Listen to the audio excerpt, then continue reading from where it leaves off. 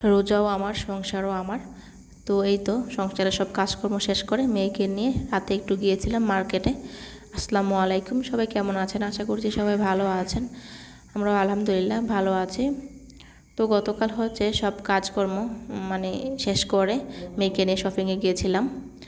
এই ভিডিওটি হচ্ছে আমার গতকালকের, মানে আমি হচ্ছে রোজা ছিলাম, কিন্তু কি বলবো, এই গত 7-8 দিনে আমার মনে হচ্ছিল পুরো ঘর একদমই নোংরা হয়ে গেছে। জানি না কার কেমন লাগে। আসলে রাতে রান্না বান্না করি, আর রান্না করে হচ্ছে ওইরকমভাবে আমি গোছগাছ করতে পারি না। দেখা যায় শরীরটা ক্লান্ত লাগে রোজা রাখার পর, ওইভাবে আর কি কাজ করতে তেমন ভালো লাগে না। কিন্তু তারপরে সকালে উঠে যখন দেখি যে সব এলোমেলো হয়ে আছে, তখন আর ভালো লাগে না। তো সেই জন্যই তো সকালে আজকে ভাবলাম যে যত কষ্টই হোক সব কাজকর্মগুলো করে নেই। আর সাবিয়া তো দেখছেন আমার সাথে সাথেই আছে। তো এখানে হচ্ছে আমার যা যা আছে আমি সব কিছু একটু ওয়াশ করে নিতেছি। ঘর আগে হচ্ছে বিছানার চাদরটা তো সব উঠিয়ে নিয়েছি, সব ভিজিয়ে তারপর হচ্ছে ওয়াশ করবো। আগে ভালো করে ঘরটাকে ঝাড়ু দিয়ে নিয়েছি। আর সত্যি কথা বলতে একটা কথা কি, যতই ঘরটর পরিষ্কার থাকুক আমার মনে হয় যে কাজ করতে ভালো লাগে আর কি। হয়তো রোজা রেখে একটু কষ্ট হচ্ছে, কিন্তু কী আর করবো, কাজ তো করতেই হবে। আর আমার সব থেকে বড় কথা হচ্ছে আমি এলোমেলো থাকা বা নোংরা থাকলে আমার কাজে মন বসে না, কখনো আমার শরীরটা ভালো লাগে না। খুবই কেমন যেন একটা ছিটছিটে ভাব লাগে আমার কাছে, জানি না এটা কার কাছে লাগে। তো এটা সব কাজকর্ম শেষ করবো। আর হচ্ছে মেয়েটা তো দেখেন আমার পাশে পাশে আছে, আমি কাজও করছি, সাথে সাথে হচ্ছে ওকে খাওয়ানো, ওর জন্য রান্নাবান্নাটাও করছি। কেননা হচ্ছে আমি চেষ্টা করি যে কিছু রান্না হচ্ছে দুপুরে করে রাখি, যেন সাবিহাও খেতে পারে। আর বড় রাতের জন্য যে খাবারটা স্যারিতে যেটা খাবো সেটা আলাদা করে রেখে দিই।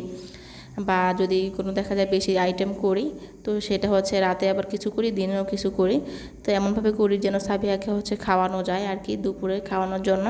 আর যেহেতু আমি একাই বাসায় শেয়ারই করি, সাবিয়ার বাবা মাঝে মাঝে থাকে না, তো ওই সময় দেখা যায় যে আমি একটু কম রান্না বান্না করি। একা মানুষ খেতে ভালো লাগে না, একা ইফতার বলেন বা যেটাই হোক কোনো কিছুই ভালো লাগে না। আসলে রমজানের সময় মেয়েটা থাকলে হচ্ছে বা সবাই থাকলে ইফতার করতে ভালো লাগে। তো সব কাজকর্ম শেষ করে ইফতারের পরে সাবির বাবা বললো যে আমি একটু ফ্রি আছি, চলো আজকে তোমাদের নিয়ে শপিংয়ে যাব। তো যখন বললো তখন আর দেরি না করে চলে গেলাম আর কি। তো মেয়েকে নিয়ে মার্কেটে চলে গেলাম। এখানে হচ্ছে টপ 10-এ দেখলাম যে ডিসকাউন্ট চলছে, তো ভাবলাম যে একটু চলে যাই, দেখি ভালো লাগে কি না। সাবিয়ার জন্য অনেকদিন পরে শপিং করতে আসছি, তো কী কী কেনাকাটা করছি সেটা তো অবশ্যই আপনাদেরকে দেখাবো পরের ভিডিওতে।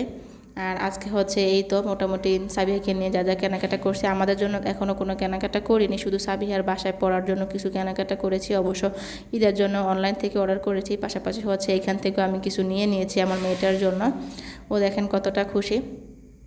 কি বলবো, এত দাম জিনিসপত্রের, আমাদের মতো সাধারণ মধ্যবিত্ত মানুষ যে কীভাবে চলবে, কীভাবে খাবে আর পড়বে সেটাই জানি না।